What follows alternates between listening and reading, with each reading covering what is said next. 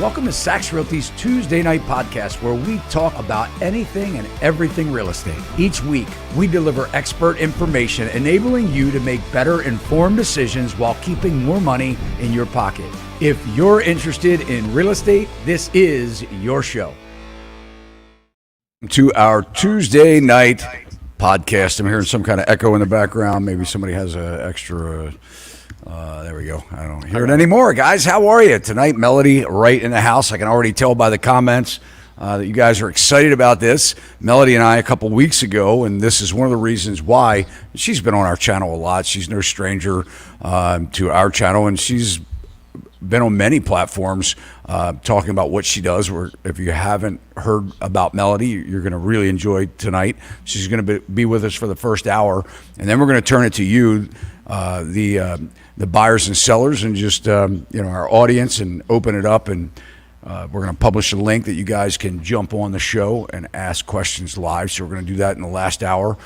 But Melody and I just published a video not too long ago where we have, like, I don't know, Melody, close to 360,000 views, and very high retention because everybody really liked what she had to say, because we're talking about the debt crisis that we have going on in America, and some of the debates that I have daily with some of the guests on our show and people that call in and friends of mine about a lot of people don't think it's going to amount to anything, and that we're just going to be able to land the plane, or the plane won't land at all.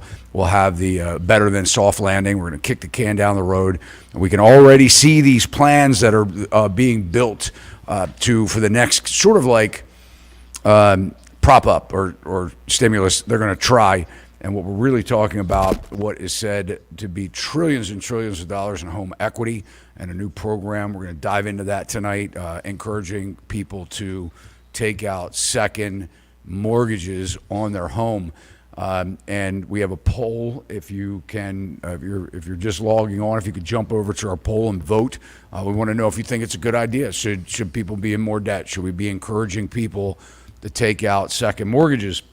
And interestingly enough, I had a colleague and I, a great guy in the mortgage industry. We're going to be bringing him on our show. Really excited about it. We'll tell you, we're going to surprise you. We're not going to tell you who it is, but a great guest. And last night, him and I sort of had just like an off-record debate about whether this program with Freddie Mac, we'll dive into it more, is good or bad. And we had a big difference of opinion on whether it was. I think it's bad. He thinks it's good in a lot of ways. Here we go. This poll, 142 votes. You can see on the screen right now, 90% of our audience says, should lenders encourage homeowners to take out a second mortgage, tapping in their home equity? Say, bad idea. I like where you're going with this. But Melody, why don't you jump in? For those that don't know who you are, kind of tell everybody what you do, your work, a little bit, your background. For those that have heard before, it'd be a great refresher to know why everyone should be paying attention to what you have to say. Sure. So my name is Melody Wright, and I got started in mortgage back in 2006. And actually, September 2006 fell into it by accident, which is how most people get into this space.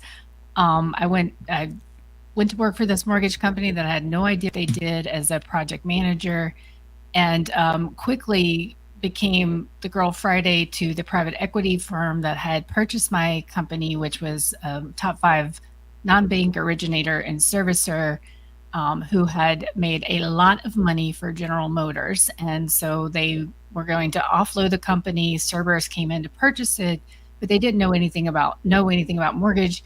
And so I basically helped them learn about the company, this massive company, by gathering reports and, sitting down, putting presentations together. Very quickly, they realized that the top of the market had come and gone, and that those balloons falling from the sky and that life-size Lego house, that celebration was over, and they wanted a purchase price adjustment. And so we basically led the write-downs of the crisis. And then that started just years and years of strategic alternative work that I did, trying to keep our company afloat. We then got into a lot of trouble with the consent orders and the attorney general settlements. So it was a really crazy time. I helped sort of manage the bankruptcy. We ultimately went into bankruptcy. And once that had been done, we had the GSEs really threatening us that they were going to pull servicing if we didn't improve our seriously delinquent population. So I went out on the road figuring out what we could do to deal with this default situation and spent a year in attorney firms across the country. So I learned a ton about local rules and regulations. Went off to, after that was done, went off to a whole bunch of non-bank originators and servicers trying to help them abide by these new regulations. With not a lot of good result, to be honest.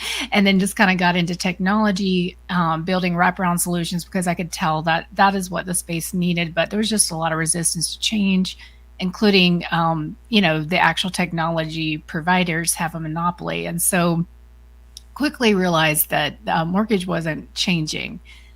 So kind of got into I created my own company, but also was doing a lot of macro research because I couldn't understand why people thought the housing market was going to be okay based on everything that I was seeing, everything that I knew, and did that research for a couple of years, got on Twitter, and then realized the only way that I was going to figure this out was to go to these cities myself because I was hearing a lot about an inventory shortage and things like that when I could see that there was so much building going on. And I just went on the road, and I've now, I've driven more than 10,000 miles, and I've been to several cities just looking at the situation, boots on the ground, to really dispel the narrative and the myths out there around inventory and just the housing market in general. Yeah, well, we appreciate your work. What you're saying is that we're not hearing the real truth about what's Correct. going on. That's right. There's a lot more inventory out there than they talk about or lead to believe. And it's not everywhere. I mean, here in Maryland, we don't have the new build communities that they have in a lot of states, but we do have pockets of that. And we are seeing where a lot of the new build communities where people purchased in 21 and 22 are already selling their houses. And the builders, in a lot of cases, are still in that community now competing with you say a used home, like a car, right? Like a used car, but where the new home, they can compete very hard. And it makes it really difficult because the builders, this has been such a long, drawn out process. If things were great, these communities wouldn't be dragging on 7, 8, 10 years. They would be sold out by now. But the fact of the matter is, they're struggling. We had a sales meeting today, Melody, and D.R. Horton was in the office. And, before everybody, I can hear everybody at home, are you crazy? Why is D.R. Horton in your office? I happen to have recently sold a D.R. Horton home, which I got, really got my buyers a great deal on. I'm not advocating for D.R. Horton here. I'm just stating facts. But interestingly enough, we got a deal. They're offering, this representative that was in here today said, "Hey, we got $20,000 in closing help that we can give our buyers." Of course they do. They've got 13 houses in the one community and one neighborhood, small neighborhood that are ready for July settlements. Of course they do. And a lot of this is because people have backed off. And are you seeing a Melody and I want to talk a little bit more about what we're finding out in the market, but I'm going to push that back into the second hour because I want to give you as much time here. But tell us what you're seeing, because you not only have been going around to these communities and documenting how the inventory isn't what they're talking about online. They're kind of the shadow inventory. But let's talk about other things that you do also, because you're really keeping a pulse on delinquency, mortgage delinquency. Tell us what you're seeing with people that aren't paying their mortgages right now. Are we hearing the truth from mainstream media? Yeah, no, we're not hearing the truth. And I think, whether that's on purpose, I don't know. But what I can tell you is that things have changed since the GFC. And we're using tools from the GFC as well as new tools that don't actually cover what we need to cover. So I'll give you an example. If you go to the FRED schedule for commercial bank delinquency, you're going to see that we're tracking around where we were in Q3 2006. Now, I will remind you what happened after Q3 2006. These things take a lot of time, though. We didn't peak in delinquency until 2010. We chopped around, at that rate of delinquency and didn't really materially start coming down until Q3 of 2012 due to selling those properties to investors on Wall Street. But so we look right now like Q3 2006. However, this only tracks the commercial banks. And as you and I talked about, Todd, we know that there was a huge transition from the banks to the non-banks after the GFC because of the Basel III leverage ratios, the capital requirements. And I know this is a lot of confusing jargon, so Todd, stop me when I start using acronyms that nobody can follow. But so this just shows us the banks, which if you go to Inside Mortgage Finance, you can look at Chase, you look at Bank of America, and you can say, hey, yeah, this looks like their delinquency. Well, then you have Black Knight, who people take as kind of the industry standard, and they say they have 80% of all servicing. They won't tell you who that is. So that tells you, hey, maybe they can tell us about delinquency. But when you look at their schedules, you'll see they do this weird thing. They don't show the entire history. They show an average between 2000 to 2005 to try to benchmark delinquency. But what's important there is that I know some of the servicers that aren't on their platform, and they're called specialty servicers, which are the servicers that actually manage the delinquent product. For a lot of the big banks will subservice out their non-performing. And if you look at those servicers at Inside Mortgage Finance, you'll see that delinquency is up around 7%. Additionally, there's a servicer called FCI Lender Services. That delinquency is over 30%, and they cater to the non-qualified mortgage space, as well as these private notes that I've recently been talking about. And so already you can see, hey, there's something missing here. Then I went to a private note conference where I met a lot of servicers I didn't even know existed, Todd. So my picture was also missing servicers.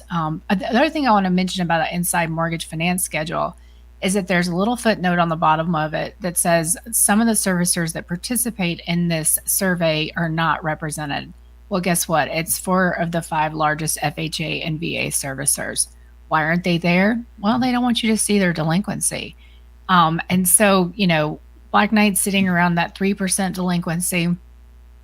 But, I've been seeing in my own client books that delinquency was much higher than that, stickier than that. And, my product mix should be about the same. So I just kept wondering, what do they not have? And so to me, it looks like they don't have a lot of these servicers that are not on their system, as well as these private notes that went out to these smaller servicers. And then, Todd, right as I was getting ready to go to this conference, one of my followers, I can't remember his last name, but it's Tom something, linked me to a census household poll survey that is being published. It's a new series from the census, and it's actually inquiring about, are you current on your mortgage? Are you caught up on your mortgage? And where Black Knight said there were 1.4 million people that were non-current, this survey said there were 6.2 million. That's a big difference. That's like that's a big difference. That's a Grand Canyon style difference. It makes it almost seem like Black Knight has 20% of all servicing versus 80%. And so I haven't spent a ton of time with this survey. I'm planning on sending some questions to the Census Bureau about it, because some of these numbers are just, quite frankly, shocking to me, as well as it's a little interesting. We're hearing about this now. So that's kind of the picture of delinquency. I think it's with these private notes, we don't really know how delinquent they are, but we can look at FCI Lender Services. They look really delinquent. So we're missing huge parts of the story. And if this census survey is remotely accurate, we have been looking at all the wrong things. Well, there was an article that was recently published on housingwire.com. And, if you all Google search this, you will see a lot of disparity from one percentage to another, but let's just this seems to be one that makes the most sense when I'm looking at data from third and fourth quarter of 2023. It says nationwide equity on mortgaged homes soared to a record 16.9 trillion in the first quarter of 2024, with 11 trillion available for leveraging while maintaining a 20% equity cushion, also an all-time high. So what we do know, Melody, is that the economy has slowed down tremendously in the last 30 days, 60 days. Locally, we're seeing it within the last 30 days. It is getting worse from everyone that I talk to, from businesses, contractors, in the last 2 weeks. We're seeing a big, like the faucet is literally turned off. I talked to a real estate, a loan officer, and who is a big producer, and they said they're trying to figure out how to get it, something out there, because sales have just completely halted. And again, I'll talk about this more in the second half. But my question is to you, Melody, do you believe that number? Do you think that nationwide we have about $17 trillion in equity in our housing market? No, I don't believe that number at all. And so I talk about this a little bit as to why I don't believe it, which, we have the payment deferrals. 1.5 million people took those. 18% of the people that had the forbearance, and they put that on the back of the lien, and in a non-interest bearing lien that became a silent second at the time. As well as, Todd, I think you are even going to mention this, we have all of these down payment assistance programs for Fannie and Freddie that create what we called back in the day silent seconds or piggyback loans.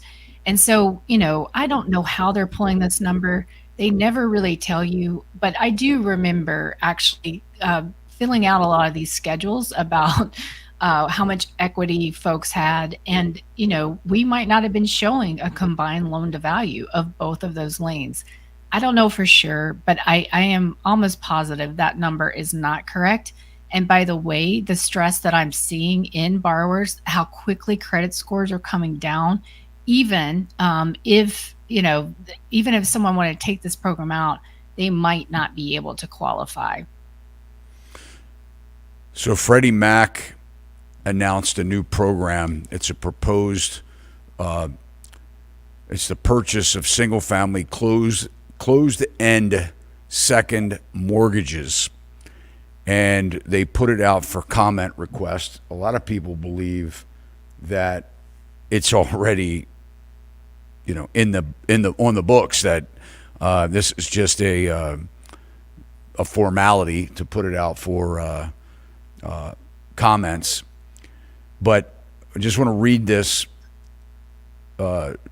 number 2 here. The proposed new product, the objective, says in a current housing market marked by higher mortgage rates, lower housing supply, and continued year-over-year house price appreciation, existing borrowers face limited options to access the equity in their primary residences. So, in other words, they have these low mortgage rates of 4% or lower, and they can't really tap into the equity because it would require them to refinance their primary mortgage, their first position, and then they would lose that low rate. And for many homeowners who purchase or refinance their homes during the period of lower mortgage rates, just as I stated, the traditional cash-out refinance today may pose a significant financial burden, as it requires financing the entire outstanding balance at a new and likely much higher interest rate. Homeowners may also use second mortgages to access the equity in their homes, and for a second mortgage, only the smaller second mortgage would be subject to the current market rate. Second mortgages are much higher than first mortgage rates. as the original terms of the first mortgage would remain intact. Moreover, second mortgages are typically offered at lower interest rate than some financing alternatives, such as consumer loans. Maybe they're talking about 35% credit card debt.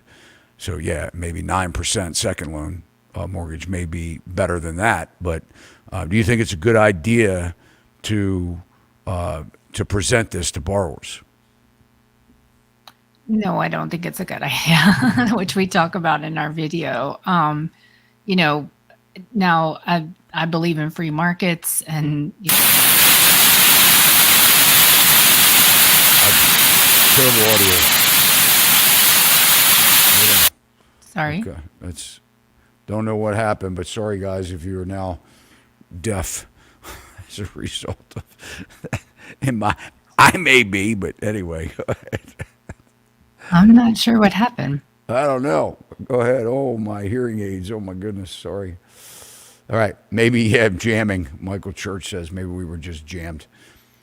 Anyway, where were we?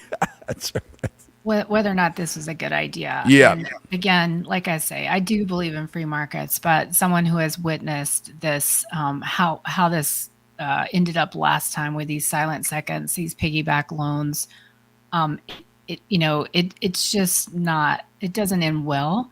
If we were disciplined, if we weren't living in a hyper financialized economy, then maybe. But it's what I saw happen during the GOC is folks took these out, and then they just kept spending, because the idea is that things are going to get better. They believe that, and they look at the stock market and they see that it's doing well, down a little bit, but and so that's what they look at, and that's where they get their ideas about what they should be spending, and they'll go out and just spend it all again, unfortunately.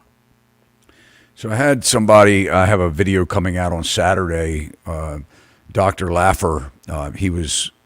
He served as economic advisors to several presidents, including what he was notorious for was when he was with the Reagan administration for about 8 years. And him and I got into a little bit of a debate. You guys are going to enjoy it because he pushed back. He's feisty. I mean, we were talking about debt, and so his argument was this, and it's a very good argument. And what he says, especially about how Ronald Reagan with his Reaganomics encouraged the government to use debt to make money. And that's typically, when you think about debt, you think about debt that makes money. And so what we were talking about was, and he said it like this: Todd, if I gave you a loan at 1% and you could make 20% on it, how much money would you want to borrow? And I said, well, all of it, as much as I could. And he said, well, if we reverse that and I give you a loan at 20% interest and you can't, and you have a bill at the end of the day, how much debt would you want? And I said, none, zero, right? And so, and we agreed with this, and he said, so it depends on what you use the debt for, right? Is whether debt is good or bad. If you're using debt to make money, obviously that's good debt. Because, people, especially in the real estate business, they arbitrage this, market to put renters and tenants in. They borrow a loan and rent it out for a profit, and it makes sense until it doesn't. But when we're talking about borrowers that are already cash strapped, and this is like they're saving, in my opinion, this is like trying to get their equity to just justify how costs don't need to come down. And that's the problem here. We don't need more debt. We need price correction. We need a drop. We need deflation. Yeah, but not only that, it matters how you put that money to work in the way that you think you're going to make money on it. Are you going to Las Vegas with that money? Or I think a lot of people are going to eat. Well, right. So that's different. And I don't think that argument has a place next to his, actually. Those are two different arguments. And so, I honestly, I think that that's kind of a fallacious argument, honestly. So, because it really matters how that money goes to work. And if you think it's going to go to work, if you're going to take it to the casino, that's not going to be productive money. Maybe you're going to go on vacation with it. Maybe you're going to, buy a new wardrobe. Maybe you'll go out and spend money on a new car. And I'm not telling people that they can't do that or shouldn't spend the money the way that they want, but that's the wrong way to take the equity out of your house. Correct. If you're going to pay down your credit card bills, you should shred the credit cards after you do it, not free up the access to go spend even more. And they never do. They never do.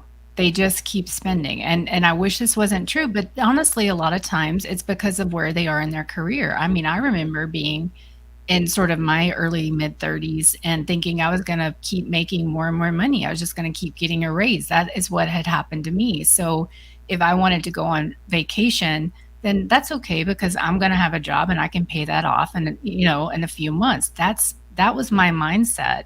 And is also why I'm so passionate about this because I lived it. I mean, I was a doom spender in a way too. So, I just think that this is why this is just important to understand. If I believe that every American that took out that closed-end second loan knew how an amortization schedule worked and really understood what they were signing up for, then I might feel differently about it. But most people just think, oh my gosh, you're going to get me out of the situation right now.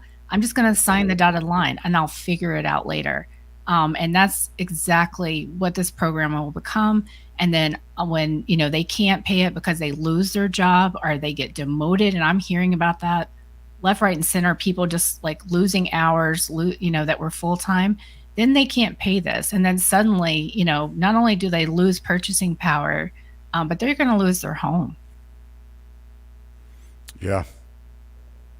Well, one of the things that you are involved with is you're talking to some of these people that are going through hardship. I know you spoke about somebody who was a nurse that was losing their home. I mean, can you go over, give us some kind of ideas of what people? What are you seeing? Well, unfortunately, what I'm seeing right now, a lot of the delinquency is from people that bought second homes and are overextended. I mean, so when I look at the conventional book or Fannie and Freddie, that's a lot of what I'm seeing. When I look at the FHA VA books, these are people that should have never gotten a mortgage to begin with, ever. They use some sort of down payment assistance or, low down. These credit scores, I just don't understand it. I don't understand how FHA can justify making these loans with credit scores like this. And I know that they're paying the insurance. And really, guys, let's think about that for a second. They're going to make this loan to you because you're paying them extra money so that they can cover their losses. But that's not going to help you get a home when you can't pay your mortgage anymore. And yeah, they may try to give you a 40-year mod, but if you ever see the terms of those 40-year mods and how little they reduce your monthly payment, it would make you sick. I mean, 10 more years of debt slavery for $100 less a month, which, by the way, doesn't even save most of these folks.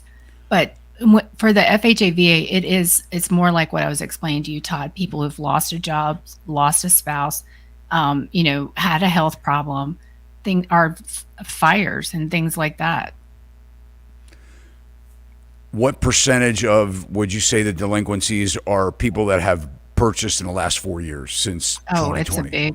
It's a big, so I will say that a lot of my clients do regularly offload, the older loans sometimes, but the biggest, and you can even see it now in other schedules, not just my books, but it's all delinquents, origination from the middle of 21, 22, and 23, where we're seeing delinquents.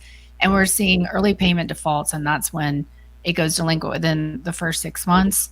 And something interesting to mention is there is the nurse that I told you all about who's, I just feel terrible for her situation. She feels completely alone. There's nothing she can do. But then on the other side of it, I have a VA loan to someone who never made a payment ever. The servicer tried to get in touch with this person over and over again. The first contact was a DOJ complaint we got, saying that the realtor He had told the realtor how much he could afford. And then because of increased taxes and insurance, his payment went up. And that was a DOJ complaint. And he never called in. So people learned after the last crisis how to navigate this situation and how to slow down the process. He told a realtor how much he could pay, and he filed a complaint with the DOJ because it was a realtor's fault. No, because he's going to foreclosure. That's the thing, Todd. Like a lot of people actually don't believe they'll ever go to foreclosure now after what happened last time. Well, I mean, they are preventing a lot of foreclosures. That's right. So, I mean, there's that, right? Yeah. A lot of the buyers that are in delinquency have purchased since 2020. At the most pressured point that I've seen in my career, the highest exuberance, the highest fear of missing out, complete pandemonium. I mean, it just craziness on the neighborhood. I mean, open houses with traffic jams and people just giving everything they can to have a house or say they won the offer or won the bid. And this is what we're looking at. We're seeing it too. We're seeing these as sellers hoping that they can come out and not owe a check at the end of the day. And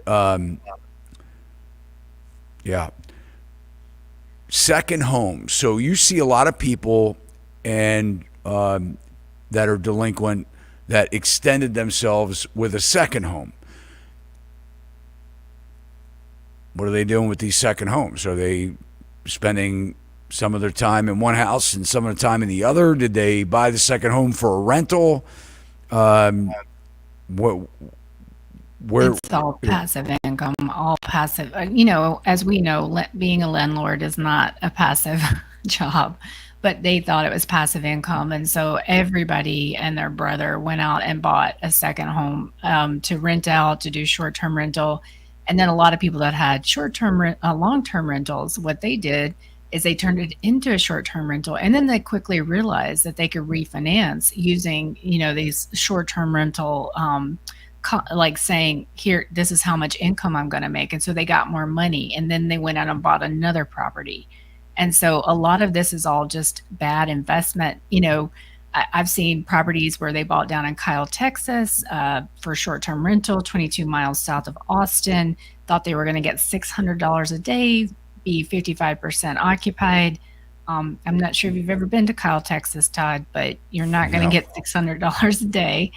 And, basically using comps of downtown Austin as what, because there were these financial, almost kind of like underwriting tools for short-term rental, but they weren't underwriting tools. But a lot of the banks that were doing the origination were using them as underwriting tools. And so they would look at a comp 10 miles away. So Todd, how bad that really is. If you think about it, like 10 miles, if you're in New York City, it's a big difference. They should have comped an income property based on potential income as a comp, not That's property values. Right. Where somebody's living in it as a primary residence. There isn't protection for these types of delinquencies, right? I mean, if it's a second loan and the servicers are getting these, examining these loans, they're coming back to them. And are you seeing where there's fraud involved in a lot of these loans? There's definitely fraud, but the servicers are not set up to handle it. At least most of them. Will there be some that start to get aggressive in this area? Absolutely.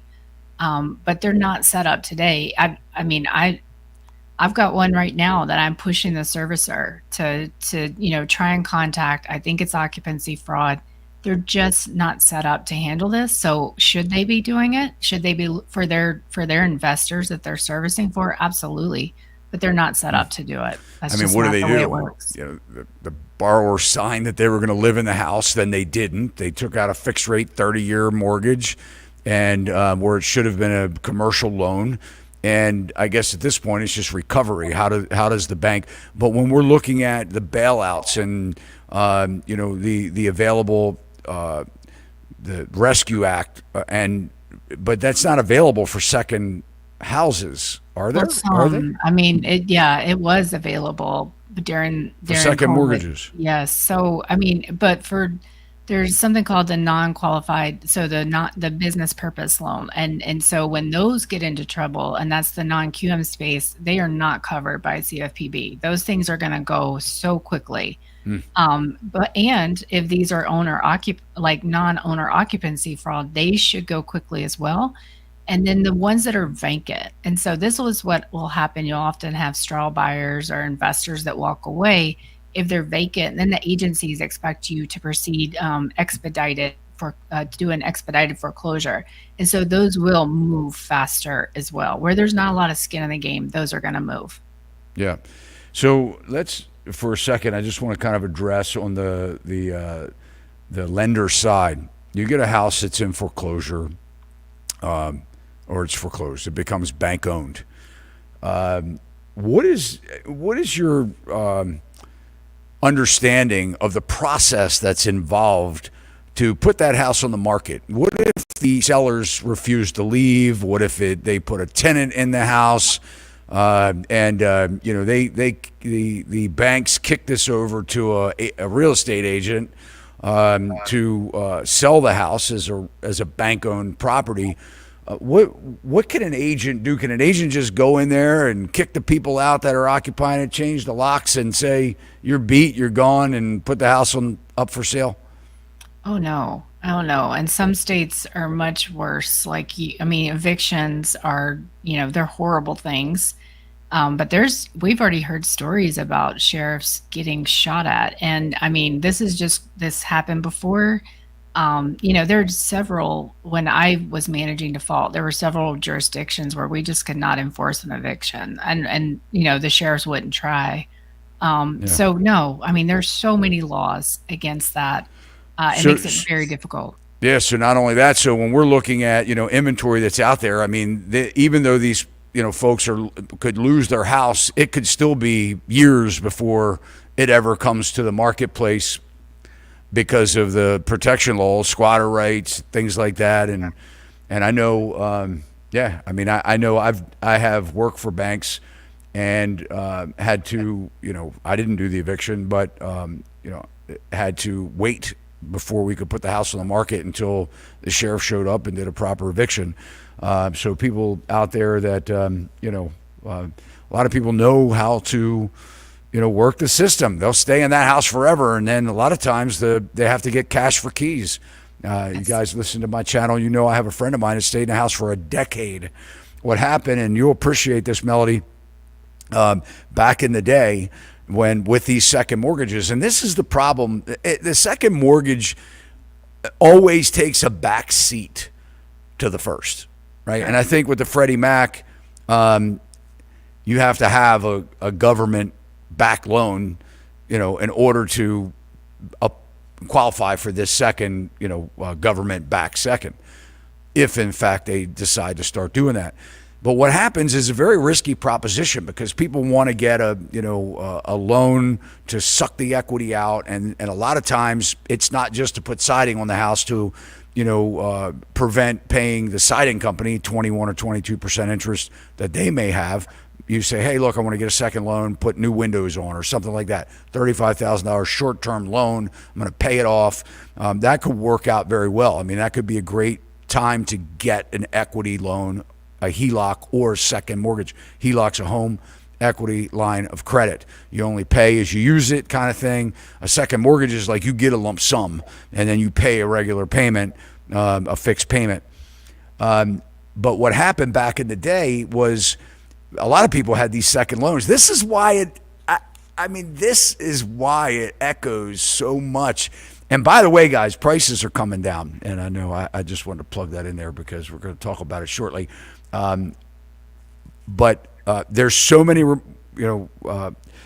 indicators that show that we have a massive correction coming in the housing market. But they were doing these second mortgages when someone stops paying their loan, the first has to get the second to either agree to a lower figure or wipe the second out completely before they can actually foreclose on it and sell the asset because it's tied up with a second note, right? So they have to, that's what was happening. And a lot of places, lenders were going bust Countrywide was a big one. They couldn't even find the notes. And the other thing was their paper note. You had to actually find the actual paper note, that loan note, in order to foreclose on the house. Well, I know a friend of mine that happened to be in a very big house, 18,000 square feet, for a decade, and didn't pay a mortgage payment. And then they gave him $25,000 cash for keys to get him to move out. To save a lot of money. I mean, it was like, I guess, some might say, man, that's great. I think it's awful. But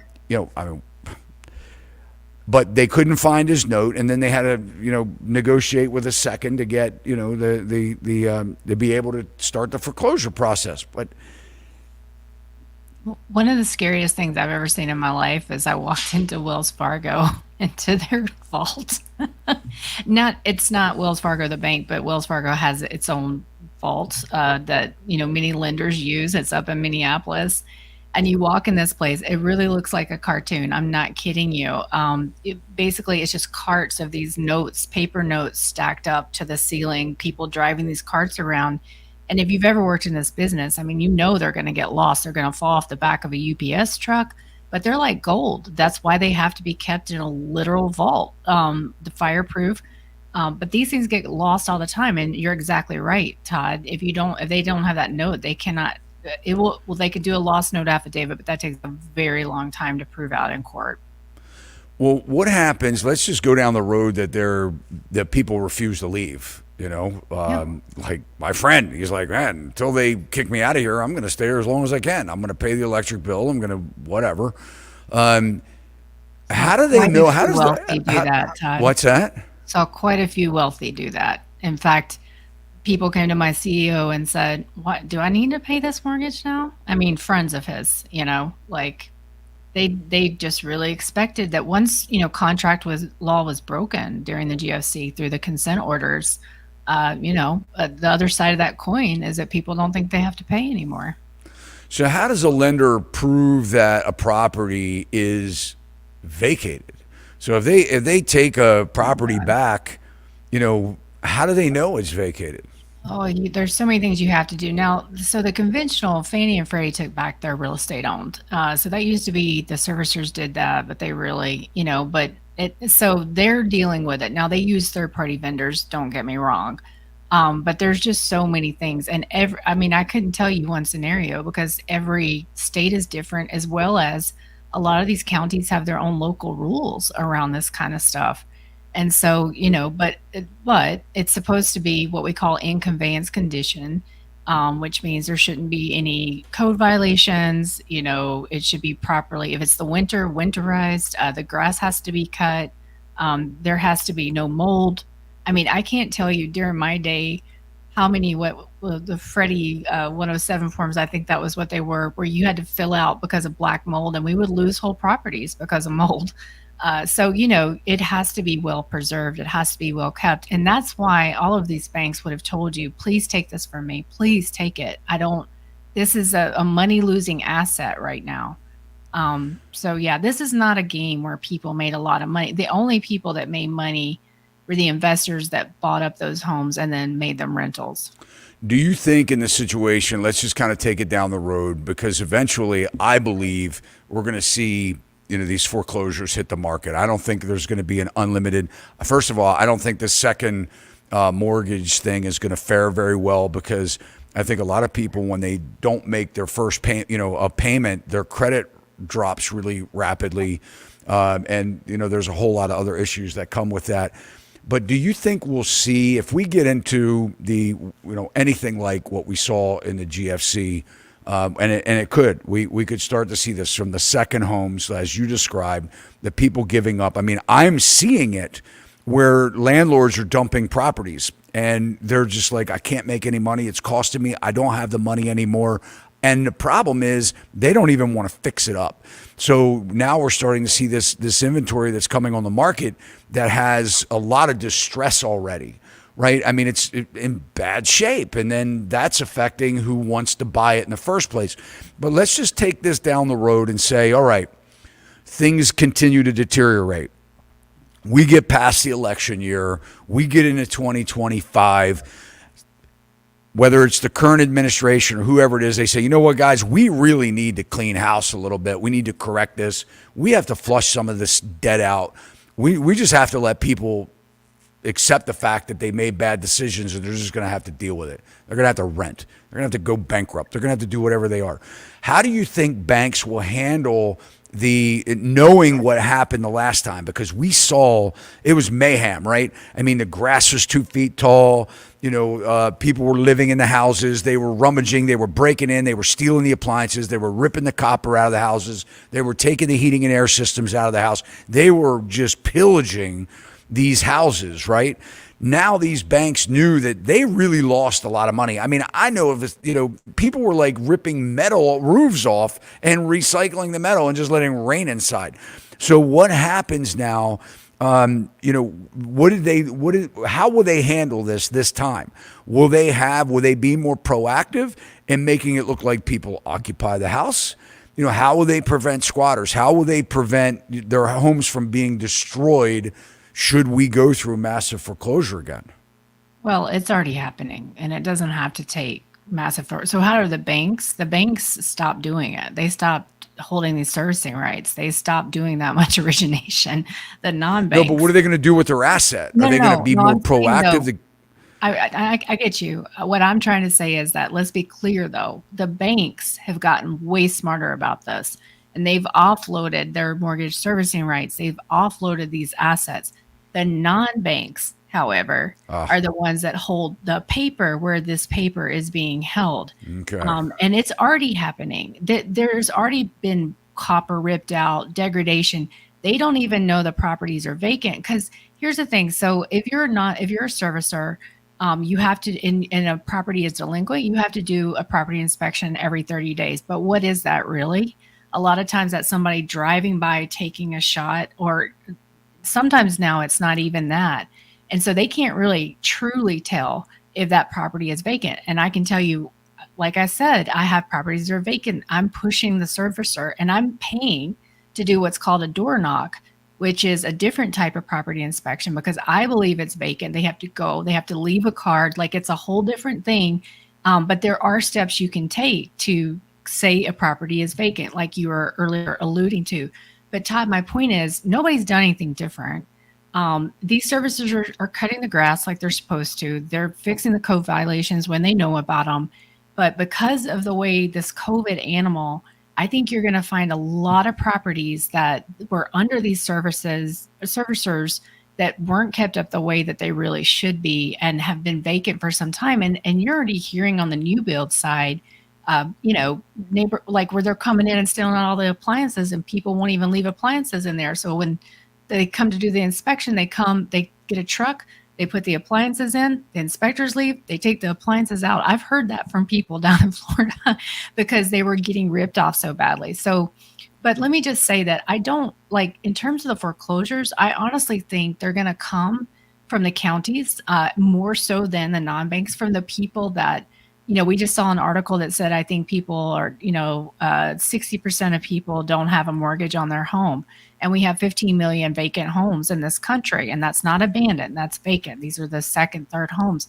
But as folks move into senior living, as folks unfortunately die, we have a very large elderly population. We don't, we're not birthing babies the way that we want to more. So these things it's going to be very similar to Japan. Like, people will die. These things will sit in disrepair. The counties will have to take care of these. Whereas your bank or non-bank, if they're servicing that for a GSE, they do have to take care of it. They have to cut the grass. They have to fix those code violations.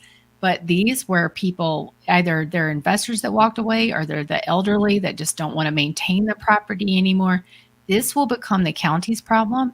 And I honestly believe we're going to see more of that than we would ever a foreclosure wave, because they're going to do the same thing.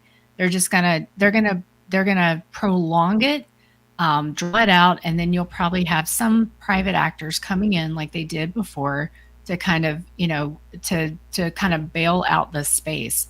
But that doesn't mean that I don't think there's going to be a housing market correction. I just think the foreclosures likely the counties will be doing them instead of the banks this time. Melody, you said something very interesting. that I want to address. You said that they are selling off these loans, Fannie Mae, to non-banks, to these Wall Street firms by the tens of thousands. I mean, we've seen it already, right? For a lot less than what the value is on the property for these bundles of properties, and less than what is owed to the lenders. When that happens, so if and they're called non-performing loans, Correct. NPLs, Yeah. or re-performing loans, RPLs.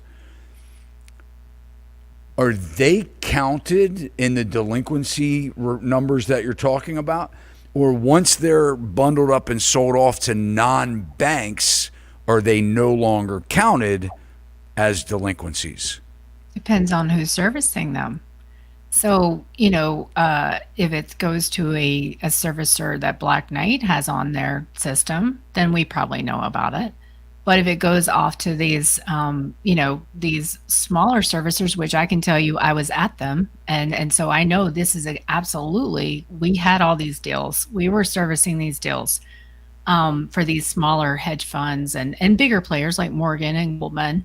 But, and then, so I told you I went to that private note conference in Nashville. That was recent, right? That was just this last weekend. And I didn't realize this. I'm silliness. I assumed that when you sold off those loans to those hedge funds, they couldn't resell them. Well, okay, apparently they could, or even if they couldn't, they were doing it anyway. And that's what these private note guys were doing, is they were buying these from the hedge fund. And then those guys were taking them to small servicers that definitely aren't on Black Knight's platform. And so then, they're not really reporting. We don't have, it's no longer. So one thing I found really funny when I posted that census poll survey is some guy who didn't really know me very well was like, well, Fannie and Freddie and FHA, they all report their loan performance. Why are we looking at Black Knight? And I'm just like, well, non-performing loan sales. That's why. There was a recent, there's this guy, Chris Mann, in my industry. He does like a gossip email, but he just recently did a summary of the most recent non-performing loan sales. And I mean, mine, just seeing it all in one place, it's tens of billions from this one, billions from that one. And so once these go off to a non-bank or to a small servicer that no one really tracks or knows about, and there's a lot of those, then no, we don't know the delinquency. It's gone. They're also not held to the same standard when they're foreclosing, I would imagine. I mean, I know there was a period of time where they can't foreclose, or maybe, 12 months or whatever it is. They have to try and do as much work around as they can for the borrower. But I don't think they have nearly as difficult of a time foreclosing on the property as if they are, the federal government backed, institution. Yeah, they're not gonna be as conservative, and they're gonna probably move faster, but they're still supposed to follow CFPB. But I think I told you about Colony Ridge, where I was in that huge, sort of started out as a new build site, but it's now a refugee camp. They were doing seller financing, private notes, and it was a foreclosure mill. So. And, when I look at this, I think there's no way anybody could be foreclosing, or just because of the regulations I know about. But in reality, there's somebody out there trying it right now as we speak. I know our time is limited with you this evening, but let's talk about the difference between being house rich and house poor. I want to kind of give some definition to that, because if you look at what's being published in the headline news, the equity that everyone has shows them as house rich, because they say, hey, these homeowners have so much equity in their houses that they've gained so much price appreciation. A lot of that is true. And then there's some that would like to refer to it as house poor. because if you have those, golden handcuffs where you have that sub 4% mortgage rate, you may not be doing anything other than paying bills in your house because you have a great rate and yet you can't afford groceries. So what do you think? I mean, what's the difference in your opinion? Someone who's been in the housing market for a long time, that has been in mortgage and understands delinquency. You probably understand delinquency as well as anybody that has been through the great financial crisis or the global financial crisis. And a lot of people, by the way, that say we have no housing problem weren't even in business during the GFC. If you've been in business for 10 years, you don't know what it was like to go through the GFC. And so a lot of people, that's a third of your career that you're into. And even though it's a good tenure, you don't have a clue. Right. And so, to me, house rich. Okay. First, let's talk about Fannie Mae just came out with an appraisal letter where it said that it reviewed over 7 million comps, 7.6 million comps. And in 58% of the case, seller concessions were not captured. So right away, I think everyone needs to understand likely their house was overvalued erroneously, and either by mistake or on purpose. And so that's a very real threat that you need to be aware of. Secondly, list it. Let's see what happens. We're seeing price cuts, price declines all over the country. It sounds like you're going to be talking about that in the latter half of the show, but it's happening everywhere, no matter. So I track 82 cities. In addition to everything else, I track and model 82 cities for listings for rent, listings for sale, short-term rentals, all population demographics, all these kinds of things. And I can absolutely tell you for my 82 cities, per Redfin data, there was a 0.32% month over month home price increase, which was a lot lower than what you were seeing from somewhere like NAR or those that new home survey of construction, which, by the way, was revised down for the past 4 years recently. So I think there's a lot of question out there, firstly, that your home is truly at this value. And I think that more than anything would be where I would start in terms of looking at how house rich you really are. But I think, Todd, there's probably a lot more people house poor out there because they are stuck. They can't list for sale. They can't move their job. There's really, and then they're out of equity as well. So they're absolutely stuck.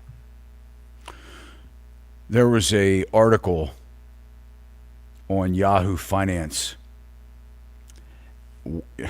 Melody, you and I have been talking about this for 2 years about how this is not sustainable. When you're talking about needing 8 or 9 times or 10 times median income to buy a median priced home, numbers don't work. If your parents aren't wealthy and they can't finance the loan for you at 4%, if they can't give you a $100,000 gift, these buyers are screwed. We are in the worst affordability, home affordability post-World War II. And housing's a necessity. In our sales meeting today, we were talking about everyone should have the right to home ownership. I mean, everyone, if they choose to want to own a house, they should be entitled to afford a house. Home prices could start dropping this summer. My gosh, this is like really marking the first domino to fall. on the way to a weaker economy, strategists say, we've been saying it for 2 years. Why is it now that we're seeing this on Yahoo Finance? We've been talking about this unsustainable housing market. But you know what? My industry has not wanted it to stop. And I'm about to talk about that. But my industry has been just pushing the envelope here because no one wants their commissions to stop. Well, the fact of the matter is, people just can't afford it. They've bought homes that they wouldn't have purchased had there been more inventory. They're remorseful. They're regretting doing so. And now we have Yahoo Finance saying that the prices might come down. We've already seen it. It's just been market specific, right? Depending on where you are. When we had D.R. Horton in here, I mean, from where they wanted to price my client to where we purchased, we saved them over $20,000 in new construction on the price of the home. And without me, they wouldn't have gotten it. You know, and that's the bottom line. If they walked into the model, it wouldn't have been offered to them because they couldn't give them a price. And then when we finally got the price, we were like, no. So you're seeing price drops. Absolutely. Yep. Month-over-month price drop in Dallas, by the way, which everyone was on FinTwit about, social media talking about how FOMO was back, lines out the door in Dallas. And I said, hold on, just wait. Because I think, it is just narrative, Todd, and it's the industry has done no one any favors. So before you get out of here, Charlton is a great supporter of our channel. I mean, he's on here every Tuesday night. I believe he watches all of our videos, and we want to give him the answer to this question for Melody. Why is the real estate market? You want me to take it? There we go. Why is real estate market vary so much across the country? Yeah. So, I mean, because you have local economies, local supply and demand, and I think, just local politics is a big part of it. And, places, for instance, out in California where it's becoming very problematic to do business, you're seeing a lot of increased sales of properties out there. There's a lot of different reasons for that. I think one thing that could be happening, and everybody always says they disagree, they think, because I think some of the Chinese are selling, not all of them, but people that are having margin calls at home, state actors, for instance, that they need the cash. And then, some people say, well, no, they're going to come in and buy more in that market. And there's a lot of foreign investment in California, which is another reason. In certain markets, like in Florida, you have a ton of foreign investment before DeSantis kind of passed that law. So they have their own little local economies that you have to understand. But the macro, all housing is local, but financing is macro, like what that rate is. And so you will have local dynamics, but the macro picture, the economy are going to have the final say. And even in some of these very hot markets that people think can't be touched, I'm hearing from my followers right now, signs are going up, 3 signs overnight. It's not one. It's never just one sign usually. When this starts to happen, it's 3, it's 4, it's 5. And so, that would be my best answer on why these it varies across the country. It's little micro economies all over the country. Yeah. And then Emily just says, Melody, is there a place to report occupancy fraud? Correct. Yeah, there is. And so the FBI has a number. They handle mortgage fraud. I can get that to you, Todd. You can put it in the show notes. You can also call the servicer if you know who's servicing the property. And typically you can figure that out, by looking at public record. But absolutely call the FBI. please.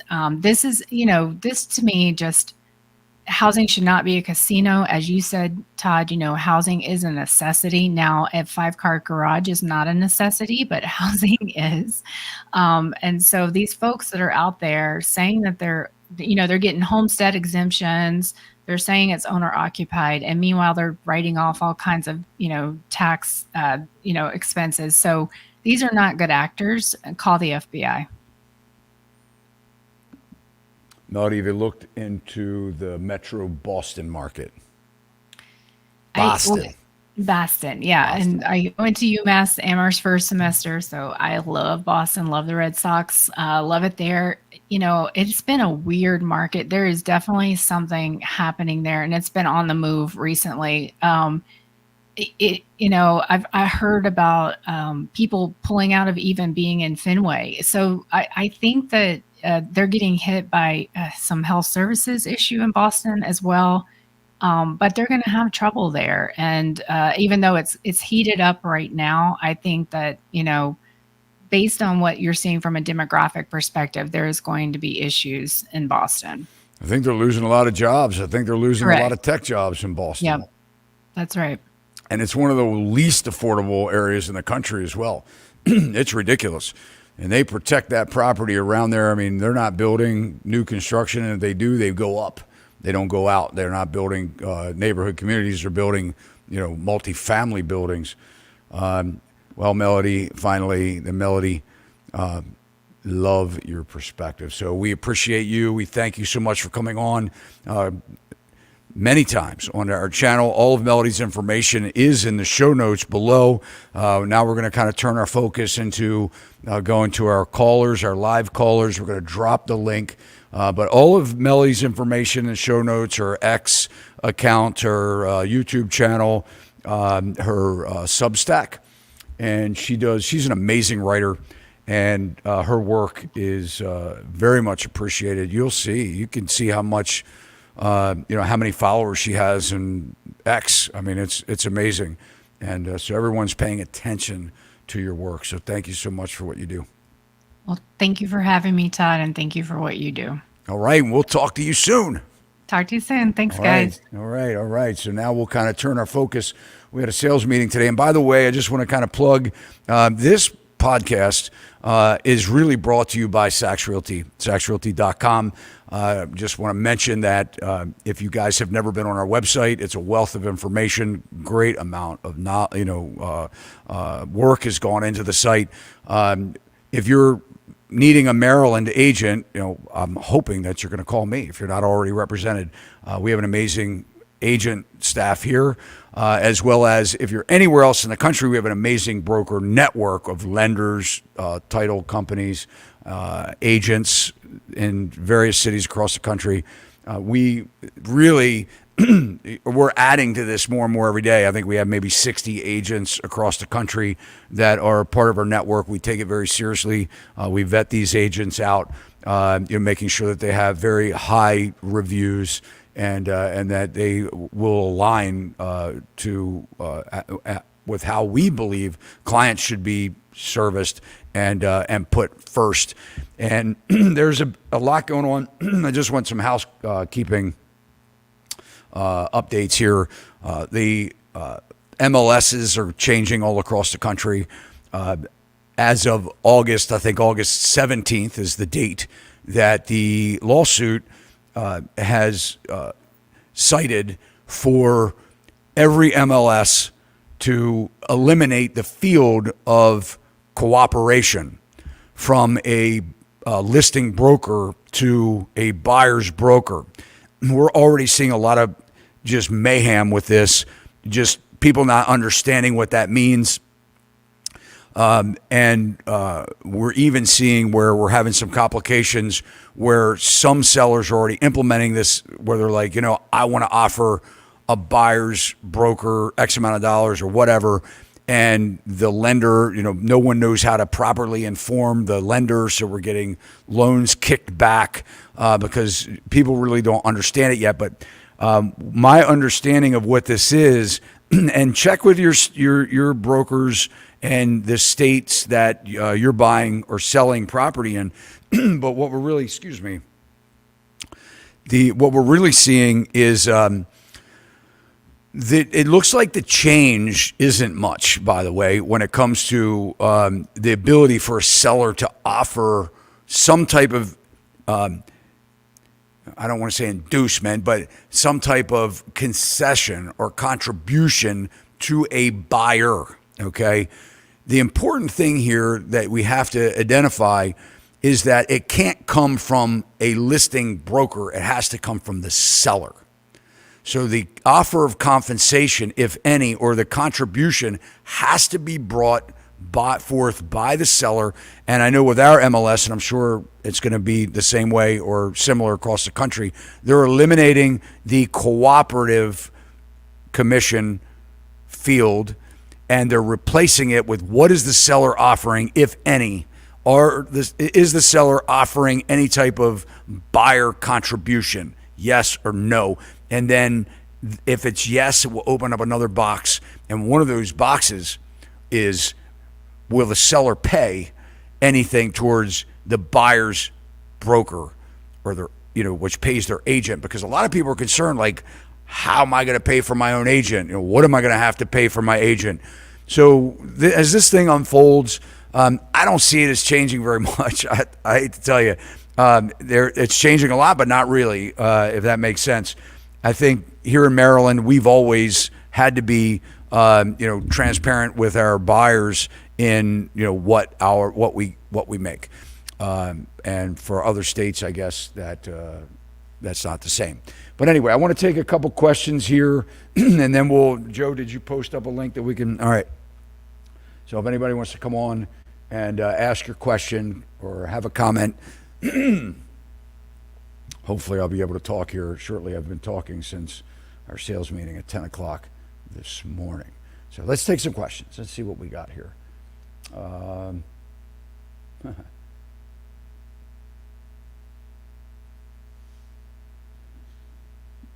All right, prices are staying high. What we're seeing, and I had said earlier that the agents don't want to give up on the fact that prices are never coming down. They want to hold on to that dearly until no one shows up at their open house, which we're now seeing. Until 3 people look at the house in the first week, or 12 people look at it in the first 3 months, which is happening. So as we're seeing these houses on the market right now, if you're an agent out there and you're being brutally honest with yourself, not everything that you're putting on the market is selling right away like it used to be. We are seeing a major slowdown. One of our agents has even stated that there has been a couple of actual remorseful contract withdrawals where they just flat out said, I changed my mind. I don't want to buy the house anymore. And we're seeing this happen. And what we talked about today was maybe this is because more inventory, more choices are coming on the market. But prices are coming down.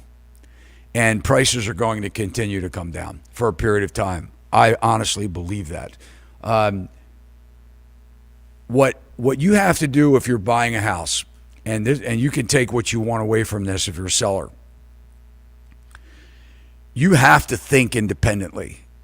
You can't just listen to your agent. I hate to say that, but you have to be an independent thinker. And you're going to have to do some due diligence, because if your agent's not going to do it for you, then you're going to need to do it yourself. Maybe you need to interview agents better. But what I'm seeing a lot of the agents doing is, I just spoke with an agent that my client declined to put an offer in because they said that they had 2 offers in, but they were going to ask for highest and best round of offers. So of course I told my client that, because I'm not keeping that confidential. And he said, yeah, they only have 2 offers and they're going to ask people to put their highest and best foot forward. I'm not even interested in throwing my hat in the ring. But I think when push comes to shove, a lot of the agents, and they'll tell you this if they're honest, is that in the first 3 days, they're seeing all the buyers come through. Once you go beyond 3 days, it's crickets. So that's new. That's new. One of the things you can do as a buyer is you can ask your agent to look on the MLS and see if they can see appointments that are booked. Because in our MLS, we can see, like what days, what appointments have already been booked out. I was looking at a property that's coming on the market on next Friday. And we're going to see it next Monday. But we could already see that on Friday there were a handful of appointments that were booked. Saturday there were a handful of appointments booked. Sunday there was nothing booked. And Monday there were a couple booked. So you have to dive in and see what kind of activity is happening on this house. If I were a buyer in today's market, I'd probably be camping out if I was interested in a house at the open house. I would want to see what kind of activity they're getting. And, because if you're just talking to an agent that's trying to push urgency, and maybe that's good that they do for their client, but I think we need to now start looking through that and beyond that as buyer's agents and say, look, does my buyer really need to pay this amount of money? And we've been getting our clients some really good deals lately, and that's something that's really we're feeling really good about. So anyway, let's see.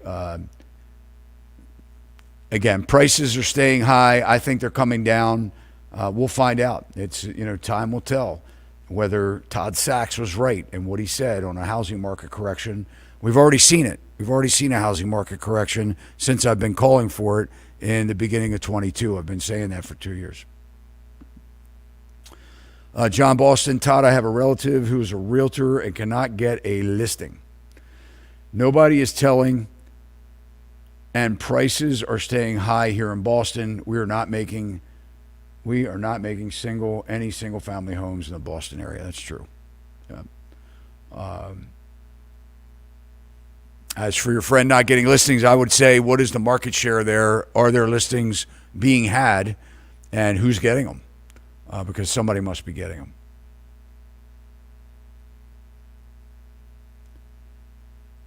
We got somebody on deck, Joe?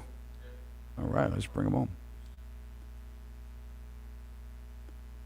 All right, my growing family has an income of $250,000, no debt, savings paid off, cramped condo, and we are struggling to upgrade into a townhouse. Boomers ruin housing. I tell you what, dropping interest rates to 200 or 2.74% for a 30-year fixed rate mortgage didn't help.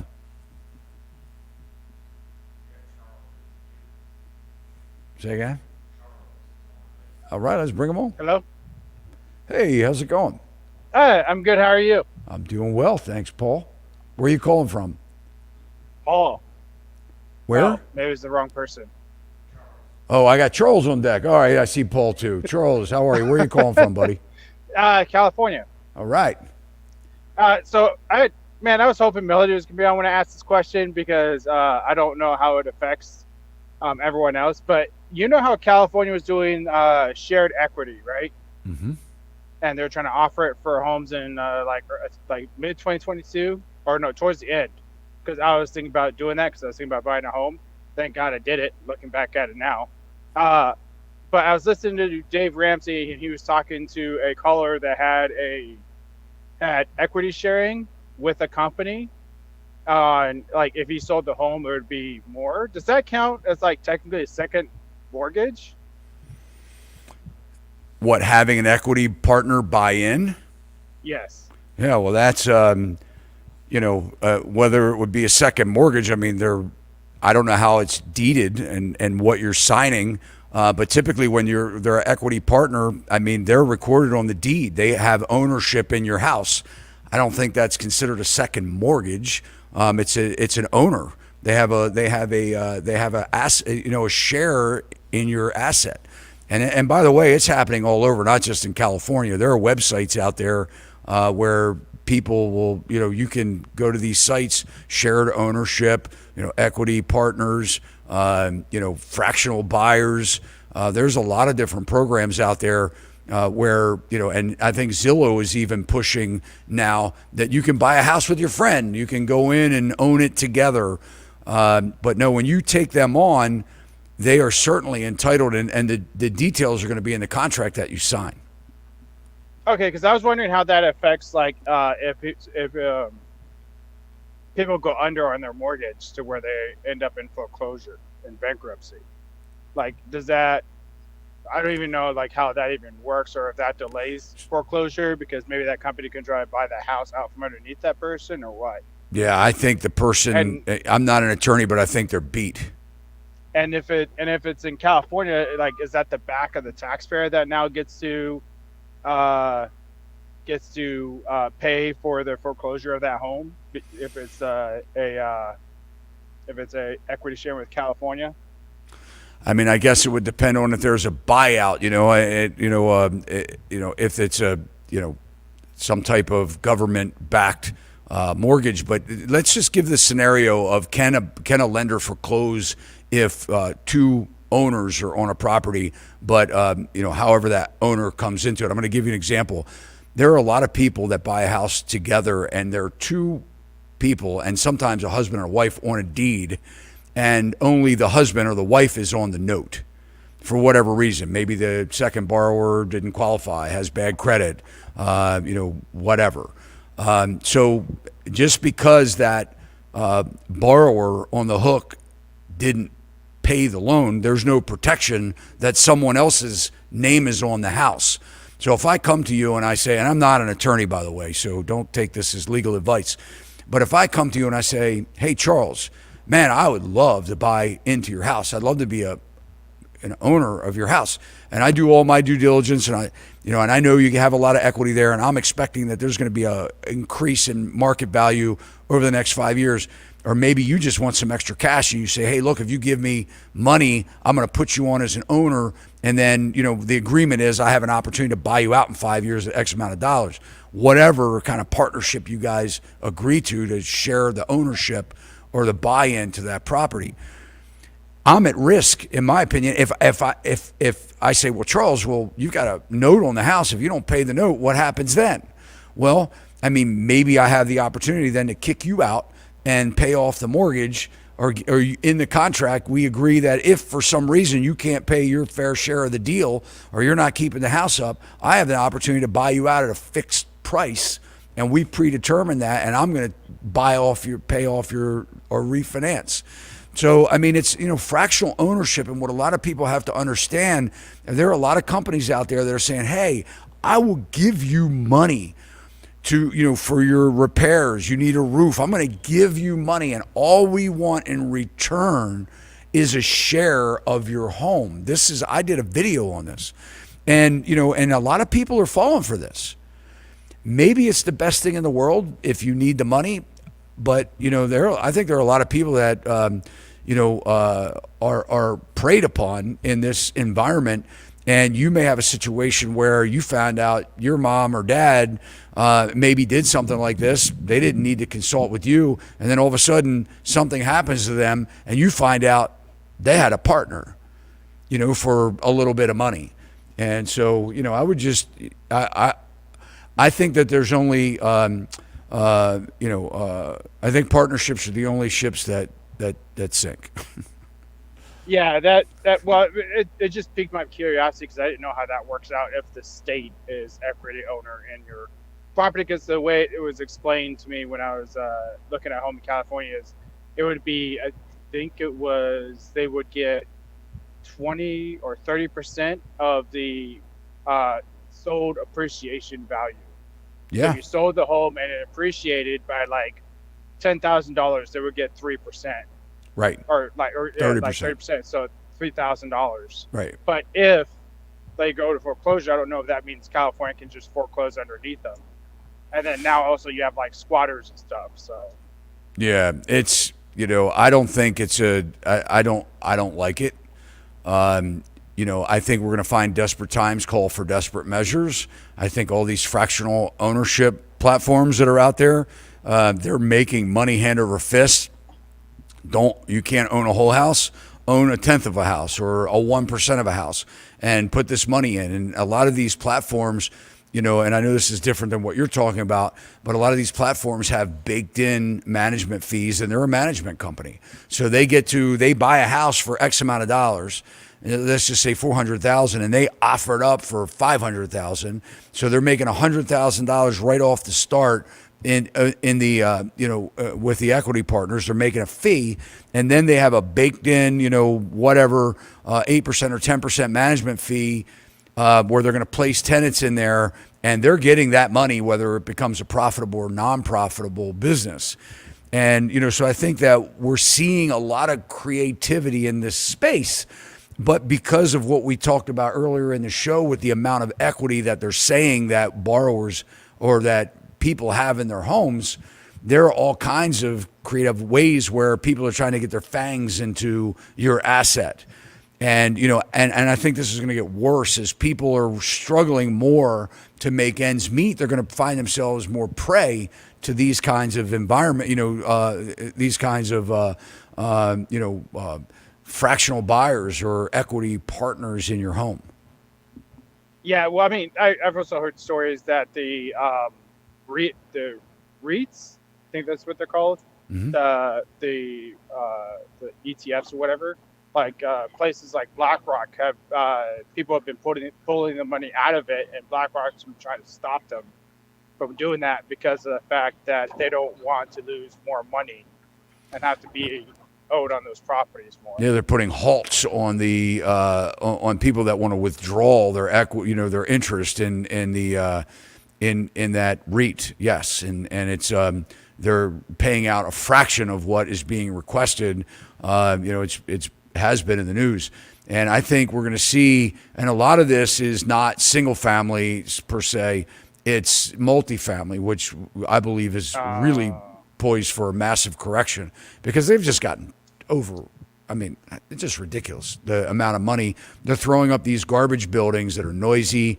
You can hear your neighbor going to the bathroom, and that's on top of you. They're so cheaply built. They make these nice finishings, and they're charging you $2,500, $6,000. I mean, depending on which state you're in, a ridiculous amount of money, and they're.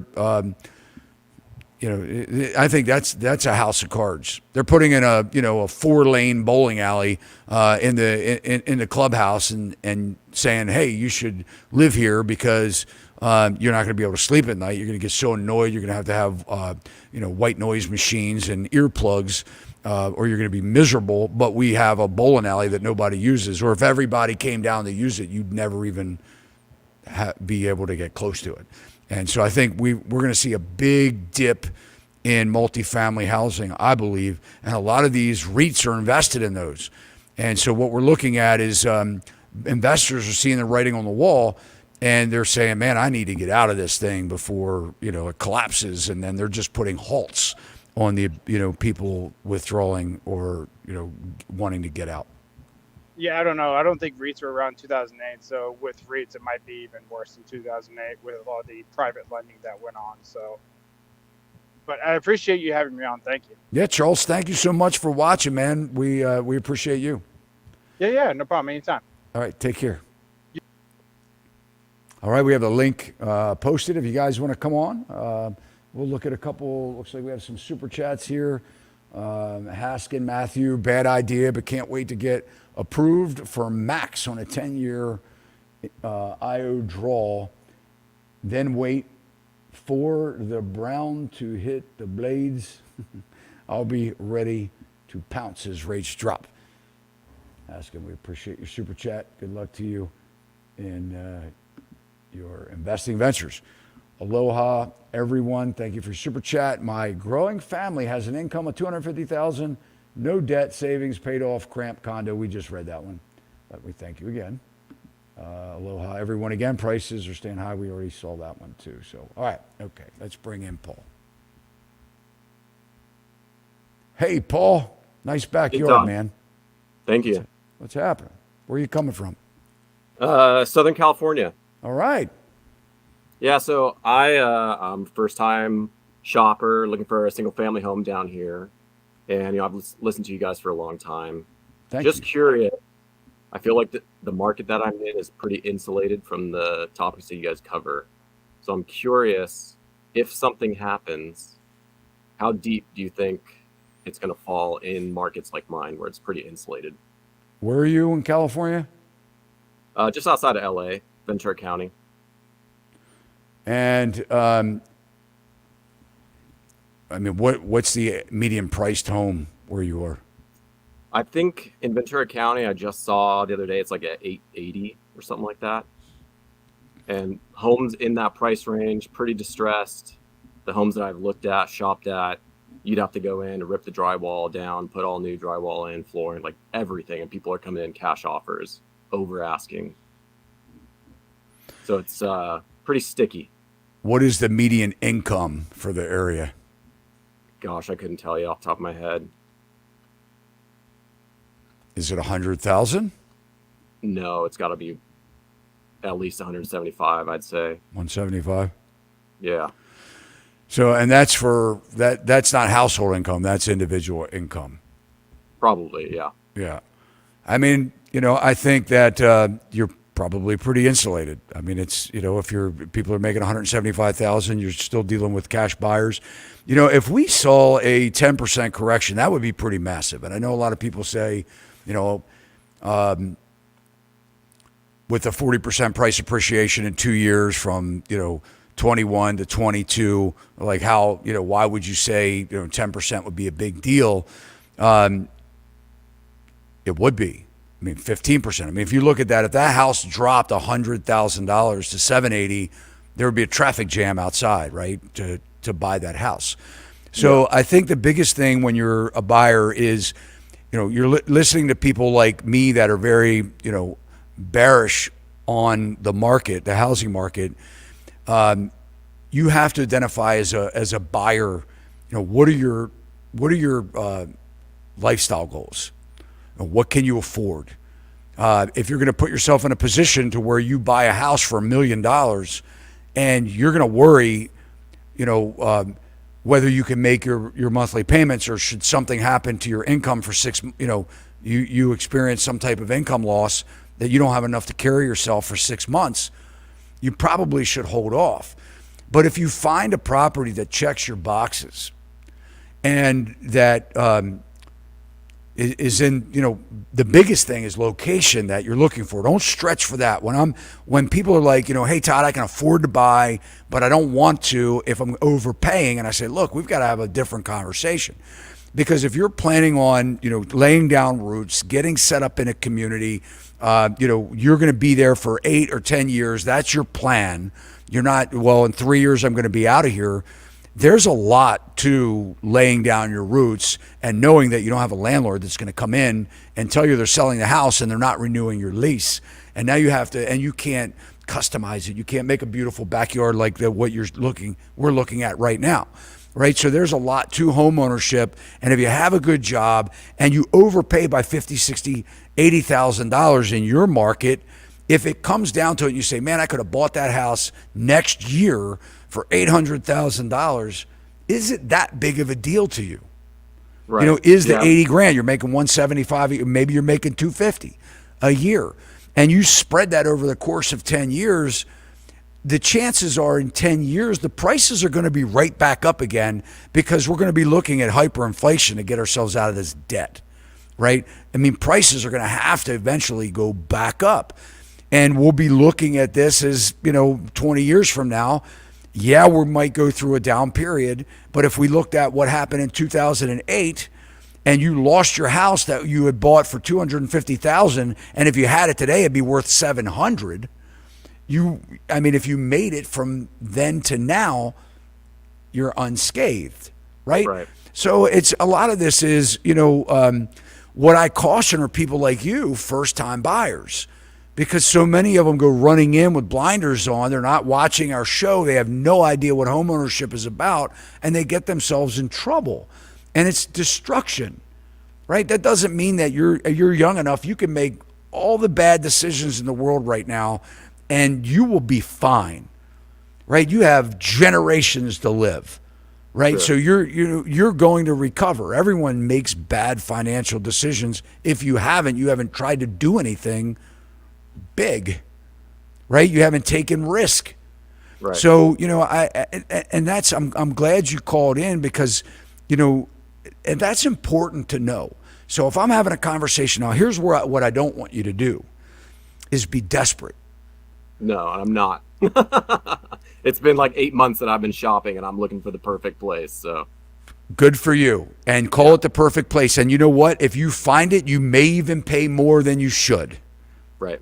Right? You might decide that, you know what, this is a lifestyle for me. I love it. I like the neighborhood. I like the yards next to me. I like this yard. I like the street. I like it at nighttime. It's close to everything my lifestyle. And I've been waiting for this, and now I'm gonna get it. I'm gonna compete for it.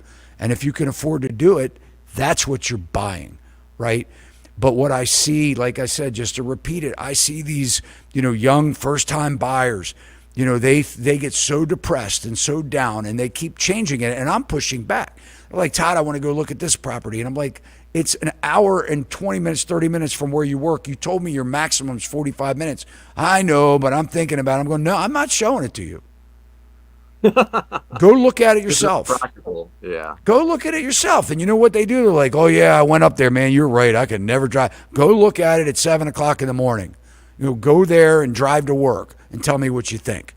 And they're like, yeah, I don't know what I was thinking. But a lot of agents are just, they just want to sell you something. And they'll be like, oh, yeah, man, I completely understand. Yeah, hour and a half drive time's great. Hour and a half drive time sucks. Now, if that's part of life for you, you live in a part in California and LA where 10 miles down the road is an hour and a half. Well, I mean, there's not much you can do about that. But, Yeah. You get my point. Yeah. I do.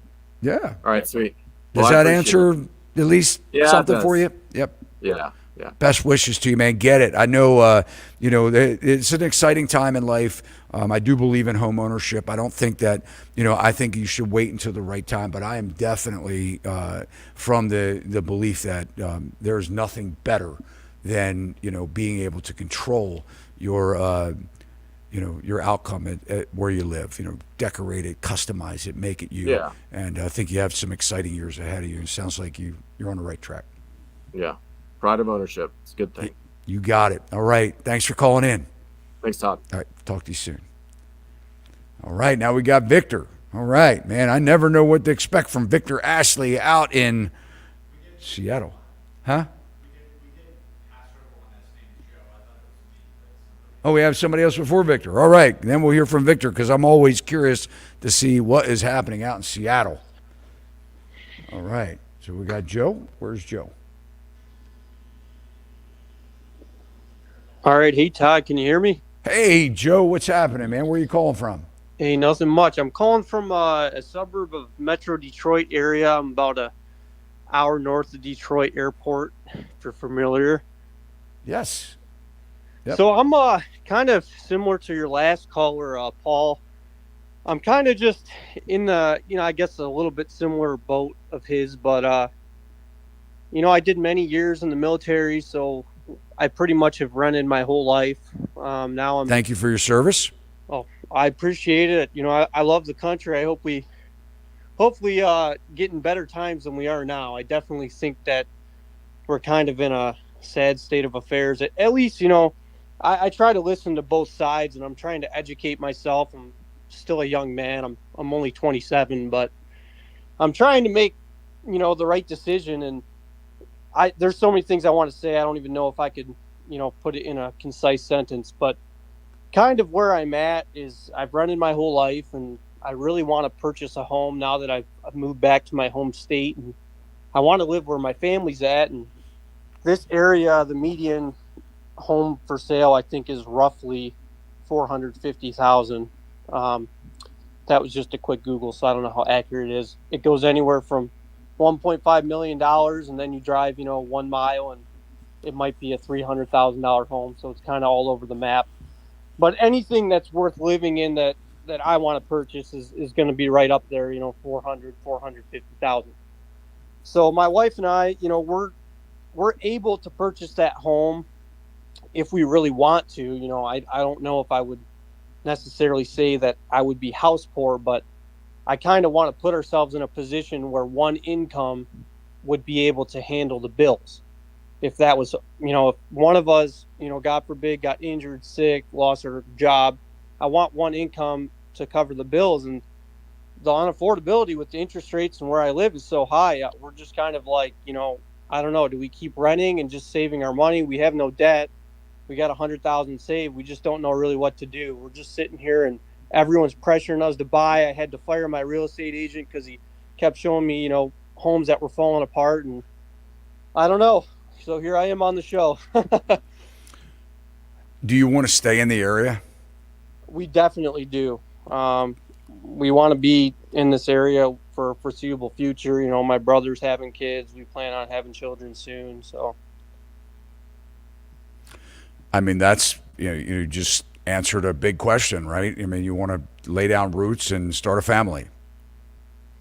yeah, I think that's definitely, I guess, kind of where I'm at is, do I kind of, I don't necessarily think our market is going to crash. It's kind of going up and down as far as, if we're isolated or not. I don't know if I could say for sure, but I guess where I'm at is, do I try to wait it out and save for a better home, or do I just kind of go full swing ahead, just get what I want? Because what I don't want to do is move into a home I don't like, because I plan on being there for 10 plus years. So What do you make a year? So my wife is a nurse. She makes around 75,000 a year. I make roughly same thing, about 75,000 a year.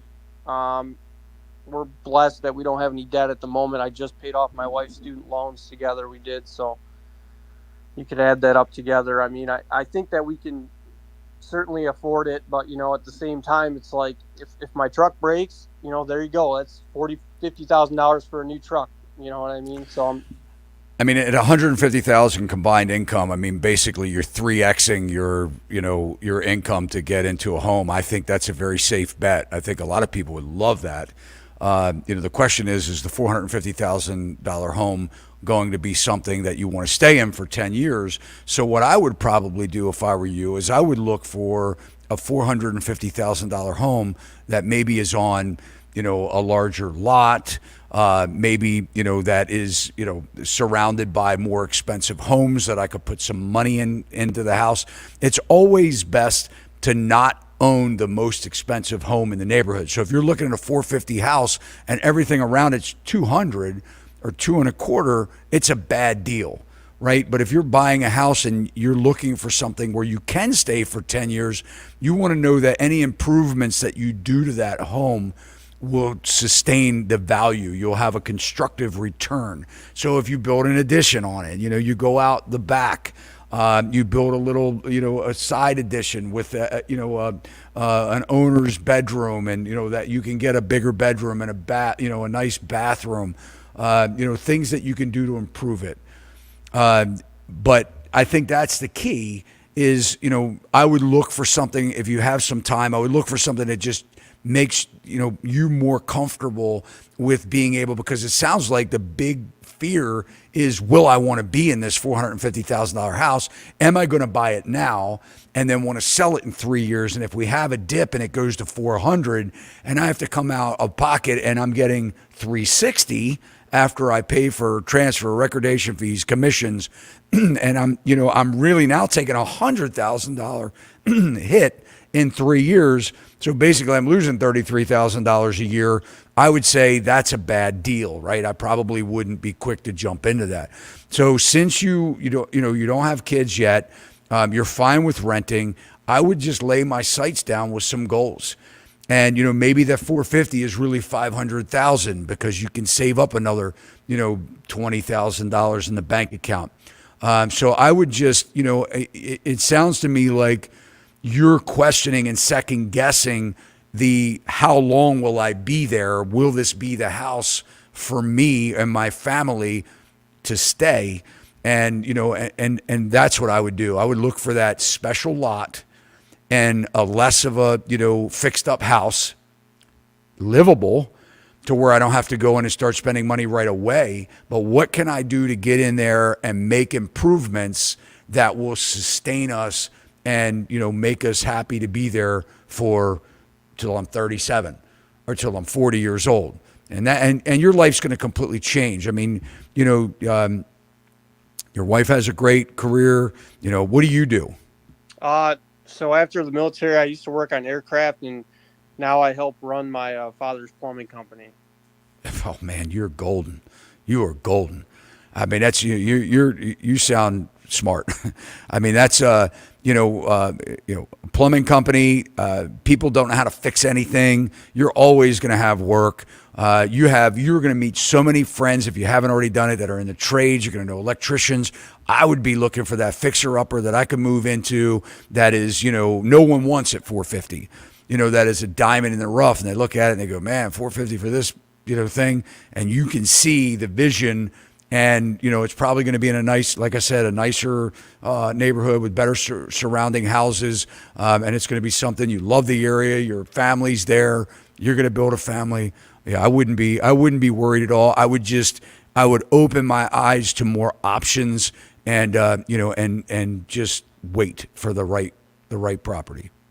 Well, I certainly appreciate the advice, and I try to watch all your videos. I think I might be just slightly too conservative, thinking that, like I said, if God forbid only one of us had an income at some point, I think it's getting to the point where it's almost unrealistic to be in any home with one income. So I think we're just, I don't know. I think we're in uncertain times. And like you said, I'm second guessing every decision I'm making because I want to make the right one. But all you can do is try. If you don't enjoy the journey, then you're not, if you're just looking for the destination, you don't enjoy the journey, you're wasting your time. So I guess I got to meet somewhere in the middle. Like you said, set higher goals maybe, or just set a goal in general. This is how much I need and this is what I can afford. You just said it. I mean, you said it. If we don't set goals, we don't know when we're there. I have a friend of mine that told me a long time ago, and he's way more successful than myself financially. And he said, you know what? Life's about some of life, and I'm a man of faith. So I mean, I take this with a grain of salt. But some of life is about being at the right place at the right time.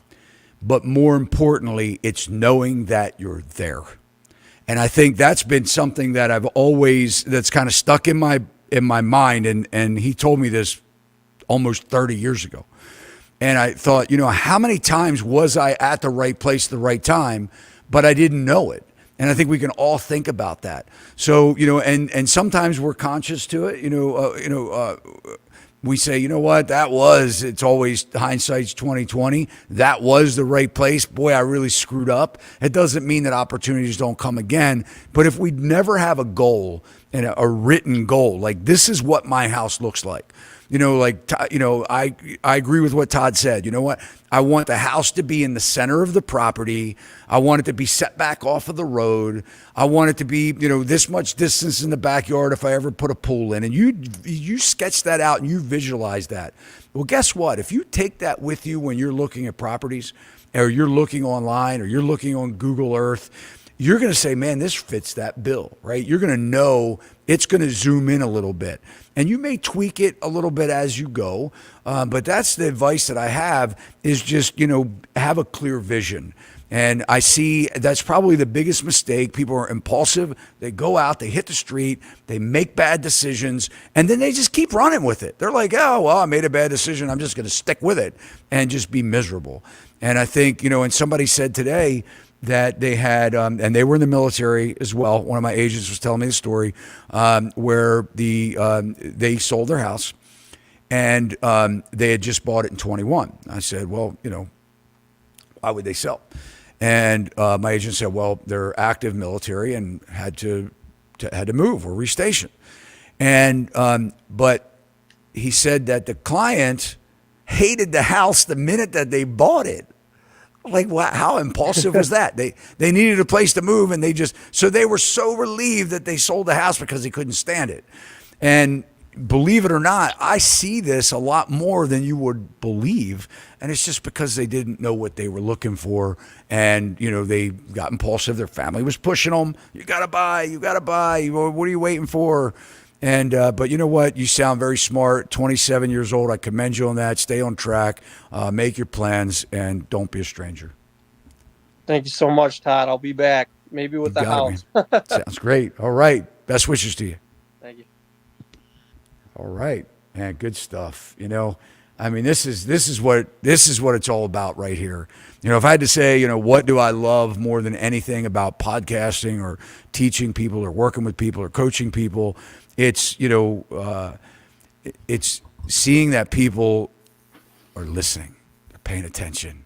And my goal is not to tell you what to do. My goal is just to give you another side to the story, a side that I see over and over and over and over again, and you may only see once.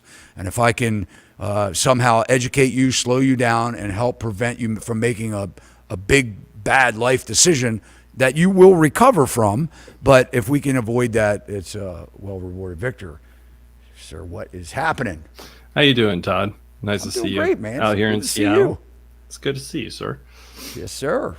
Hey, so yeah, I did some numbers into the Seattle market yesterday. I posted it on my channel, but the big thing that I'm seeing out here in the Seattle market, and again, we have a medium income specifically inside of Seattle. I'm only using the metropolitan for everyone here.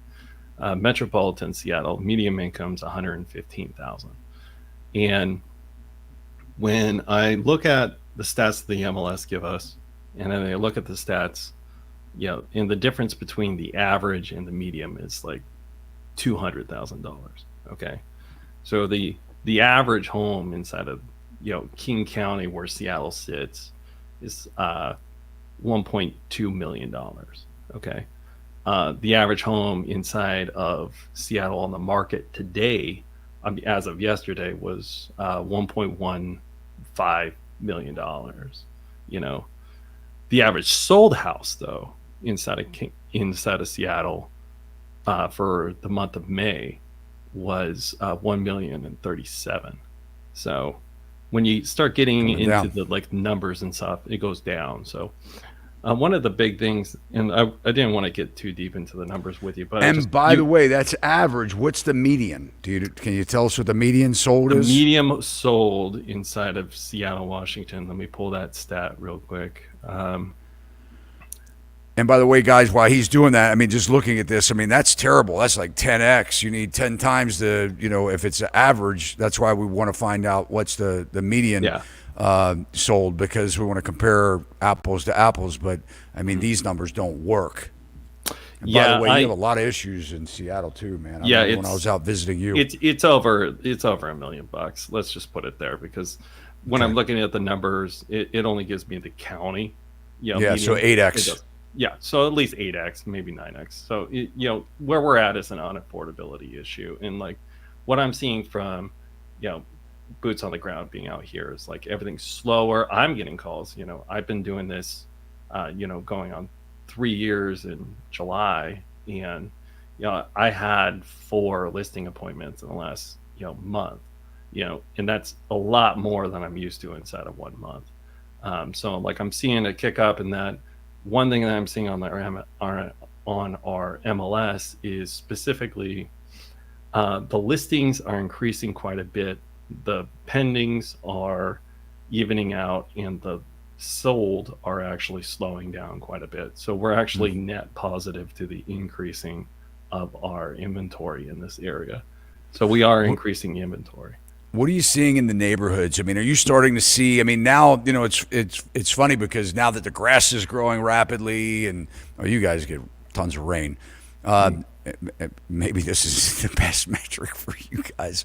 But are you seeing where you're seeing signs or evidence of people not keeping up on their house? I mean, are you starting to see where fascia boards are coming off and siding, or is everybody still look like they're maintaining their homes?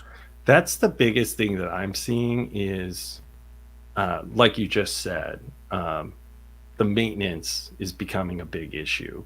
Yeah. And it's not just the maintenance, but I'm hearing about it on, my Facebook groups, on my networking groups, and everything like that. But are you seeing it driving down the road? Like, man, that guy's gutters are falling off. You can see it driving around.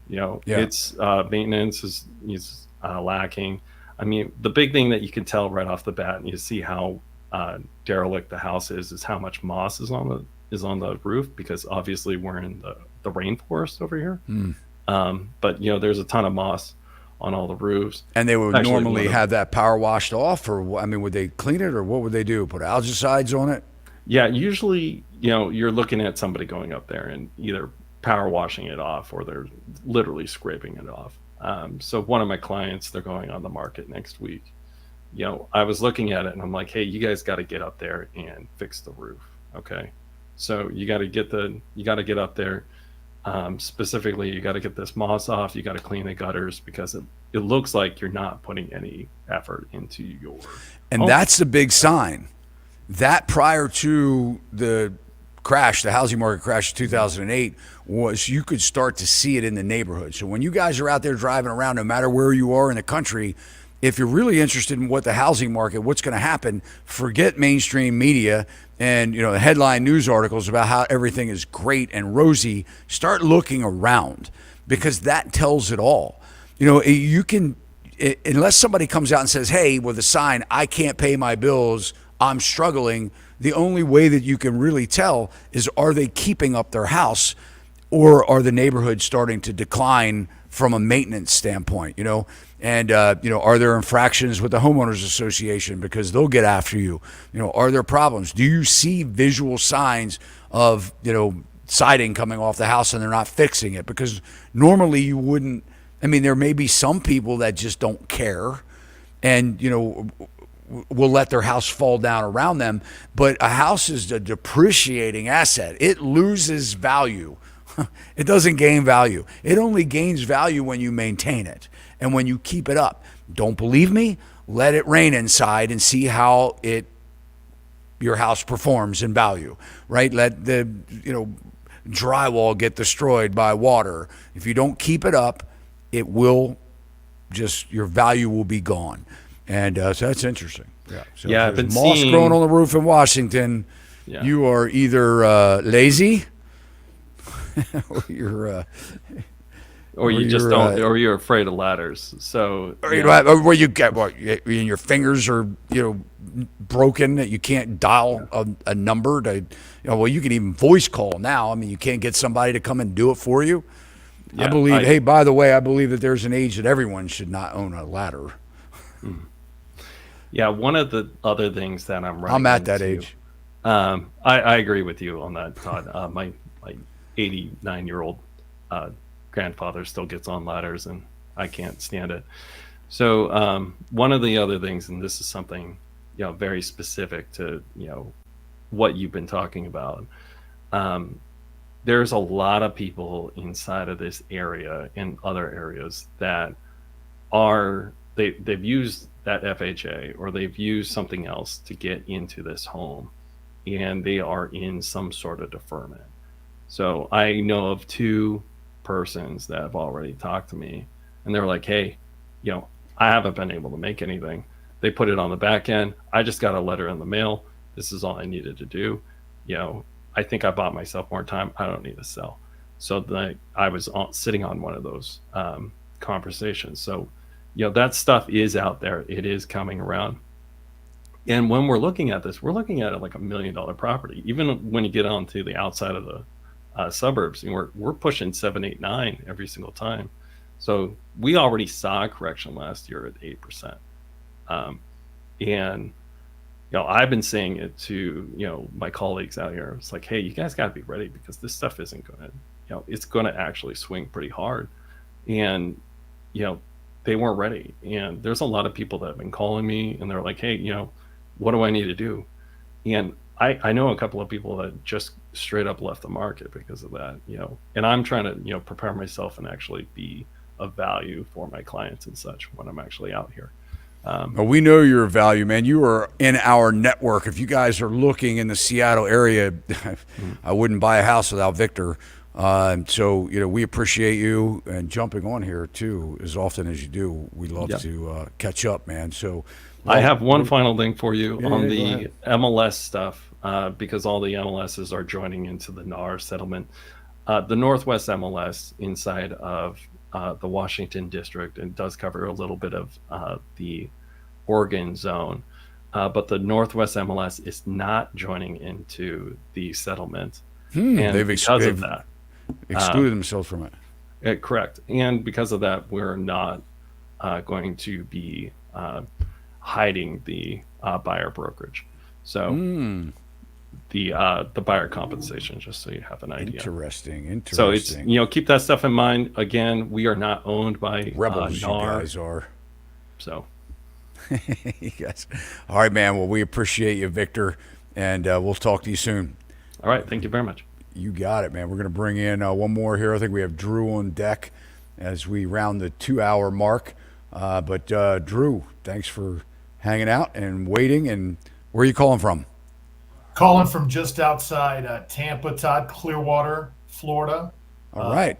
Near the beachside. And I love that place. Oh, I love it too. I'm born and raised here and continue to call it home. And I just want to call you tonight to tell you thank you, because the last time I called into this show was February. I talked to you and Melissa. The next morning, I got a phone call from a random person that said they watched the show and they wanted me to be their realtor. All right. So immediately after that conversation, I became a preferred agent with you, serving, of course, the Clearwater area right outside Tampa and surrounding areas. And I had the privilege of meeting Denica and Matt, a young professional couple that actually met working at SeaWorld years back. And now they decided to open their own pool business. Very hardworking couple that did sell their property years ago and now is trying to get back into the market, but had a real specific strike zone that they had to hit. And Todd, it was an adventure. Took several months, but happy to say tomorrow we are finally closing on their home. So congratulations to everyone. Yeah, that's awesome. Well, Drew, one of my favorite places is North Reddington Beach. Not that far away, and but what a lovely area, and we're so glad to have you on as our preferred agent in that area. We couldn't do it without you guys. I mean, we try from a macro scale to educate as many people as we can, and that's why we're so grateful for a YouTube platform. And I think YouTube is one of the best platforms out there for people to learn. I mean, you're not getting it may be fun to watch TikTok or Instagram, but building this YouTube community has been so amazing, and including the professionals, because a lot of people think that all agents are bad, and we know it's not true. And I just want to kind of just go over this scenario because it closed today. And Karen, if you're listening, really appreciate you and you following along. I had someone reach out to me that wanted to sell their house, and it's been several months ago because there was some work that was still being done to the house to get it ready to sell. But two things happened. One is she realized that commissions are negotiable. And we always enjoy to have that conversation. And we were glad that we were one of the brokerages that stepped forth years ago and said, you know what, we need more transparency in this industry. And we've been able to attract great agents like you, not run them off, because we honor the conversation to, be transparent with our clients and have those conversations. So, she had reached out after I just had we were talking about the NAR lawsuit. But anyway, she said something very important to me at the closing. And she said, you know what? I couldn't have done this without you. And she said, we need agents. And this is somebody that, has been watching my channel, that has been following the lawsuits, that has, had bad experience with agents before, and identifies the fact that good agents bring value to the table. I haven't had one of my clients ever that have said that they weren't glad that they were represented, and that we earned, or I earned, anything that I made, and more. So, and I'm not just saying that to pat ourselves on the back, but Drew, man, through all this stuff, we are looking forward to the cleansing of our industry and hoping that this collectively, what's going on out there, makes a better profession for buyers and sellers and tenants and landlords that they can rely on transparency and great agent representation. So anyway, I just want to say thank you for that. I thank you, Todd, and continue to watch your show and continue to be part of your network. And thank you for the knowledge. I can't tell you, we're out looking around for homes here, and Denica and Matt and I were constantly quoting you and talking about the show, just talking about past moments and everything. So we appreciate what you've. I'm honored. I'm completely honored. I love it. I love it. And I appreciate everyone, for watching and being in our network. So thank you. Yep. So if you guys are looking down there around Clearwater, check out Drew on SachsRealty.com. And man, we appreciate you. And thank you guys for watching. A wonderful, I thought, a great show tonight, talking with our audience. What a great opportunity it is to be able to do that. You guys have a great week. And keep looking for our videos. We have some good ones dropping this week. And Saturday is going to be a really special video. Dr. Laffer and I. And at one point, I thought he was going to hang up on me. And I know, Joe probably was feeling the same way because he's 83 years old. He's been there. He's done that. And I don't agree with everything he said. But, man, at one point he said, look, if you and me are going to continue this conversation, this is how it's going to be. And but anyway, he didn't hang up on me. We had a great podcast. Looking forward to bringing it to you Saturday. If you haven't subscribed to our channel, you may want to consider doing so now. I'd be honored if you did that. Hit that alert bell after you hit subscribe. You'll know when we upload content, which is currently 3 times a week. Check out SachsRealty.com for agent services and hopefully an agent near you. If you don't find an agent on our site, reach out to me personally at ts@SachsRealty.com, and I'll do everything I can to connect you and help you find somebody that will serve you best. See you next time.